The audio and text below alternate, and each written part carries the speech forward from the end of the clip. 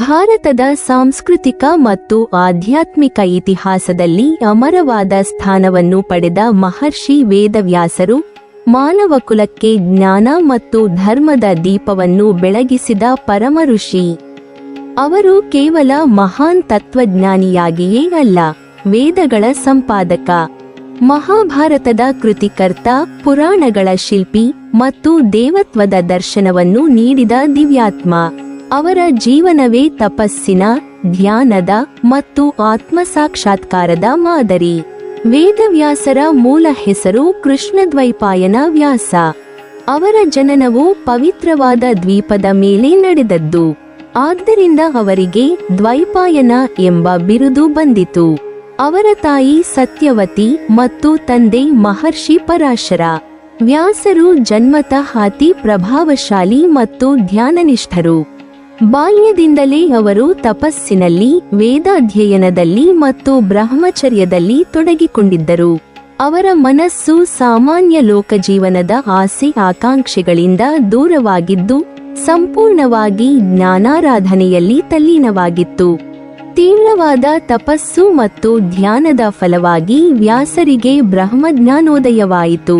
ಬ್ರಹ್ಮನಿಂದಲೇ ಅವರಿಗೆ ದಿವ್ಯಜ್ಞಾನವು ಪ್ರಕಾಶಿತವಾಯಿತು. ಆ ಕ್ಷಣದಲ್ಲಿ ಅವರು ಮಾನವ ಕುಲದ ಪರಿಷ್ಕಾರಕ್ಕಾಗಿ ವೇದಗಳ ಸಂಗ್ರಹಣೆ ಮತ್ತು ಪುರಾಣಗಳ ರಚನೆ ಎಂಬ ದಿವ್ಯ ಕಾರ್ಯವನ್ನು ಕೈಗೊಂಡರು. ವ್ಯಾಸರು ತಾವು ಪಡೆದ ಬ್ರಹ್ಮಜ್ಞಾನವನ್ನು ಕೇವಲ ತಮ್ಮ ಒಳಮನಸ್ಸಿನಲ್ಲಿಟ್ಟುಕೊಳ್ಳದೆ ಅದನ್ನು ಲೋಕ ಕಲ್ಯಾಣಕ್ಕಾಗಿ ಹರಿಸಿದರು.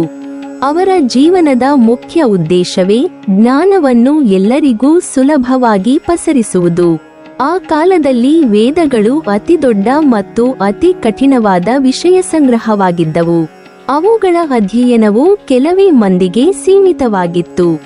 ವ್ಯಾಸರು ಅದನ್ನು ಎಲ್ಲ ವರ್ಗದ ಜನರಿಗೆ, ಎಲ್ಲ ಪೀಳಿಗೆಯವರಿಗೂ ಅರ್ಥ ಮಾಡಿಕೊಳ್ಳುವಂತೆ ರೂಪಿಸಿದರು. ಅವರು ವೇದಗಳನ್ನು 4 ವಿಭಾಗಗಳಾಗಿ ವಿಭಜಿಸಿ ಪ್ರತಿ ವೇದವನ್ನು ವಿಭಿನ್ನ ಶಿಷ್ಯರಿಗೆ ವಹಿಸಿದರು. ಈ ಕಾರ್ಯದ ಮೂಲಕ ಅವರು ಜ್ಞಾನವನ್ನು ವ್ಯವಸ್ಥಿತಗೊಳಿಸಿ ವೇದಾಧ್ಯಯನದ ಶ್ರದ್ಧಾ ಪರಂಪರೆಯನ್ನು ಶಾಶ್ವತಗೊಳಿಸಿದರು.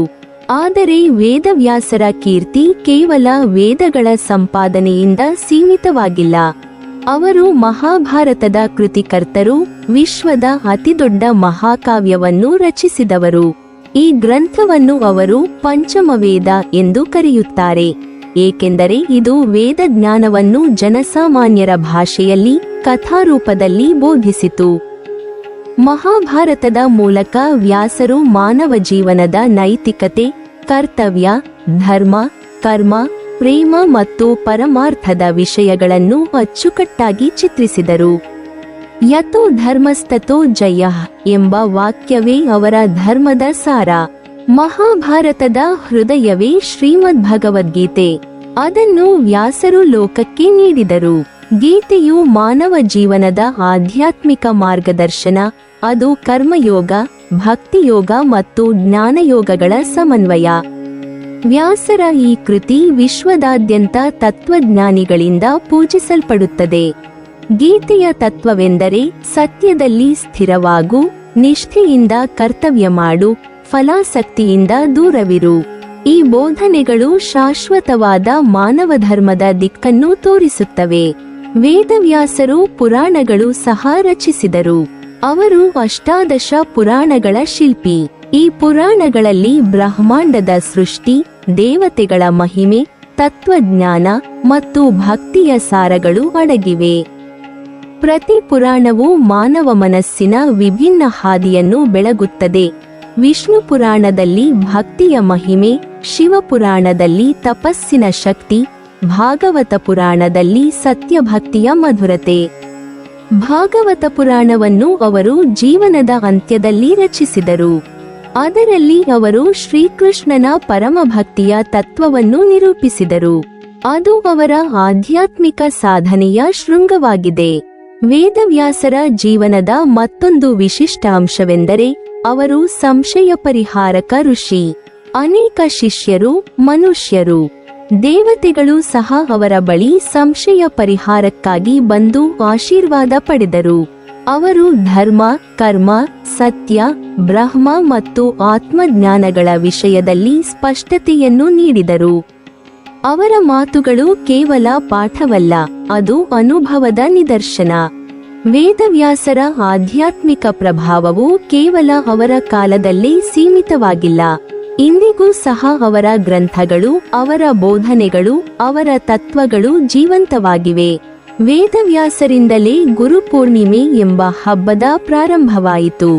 ಅವರ ಗೌರವಾರ್ಥವೇ ಈ ದಿನವನ್ನು ವ್ಯಾಸಪೂರ್ಣಿಮೆ ಎಂದು ಕರೆಯಲಾಗುತ್ತದೆ.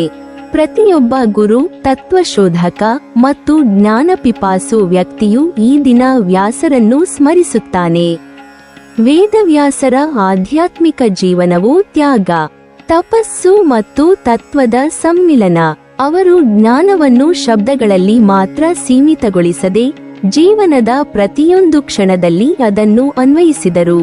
ಅವರ ದೃಷ್ಟಿಯಲ್ಲಿ ಧರ್ಮವೆಂದರೆ ಕೇವಲ ಆಚರಣೆ ಅಲ್ಲ, ಅದು ಮನಸ್ಸಿನ ಸ್ಥಿತಿ.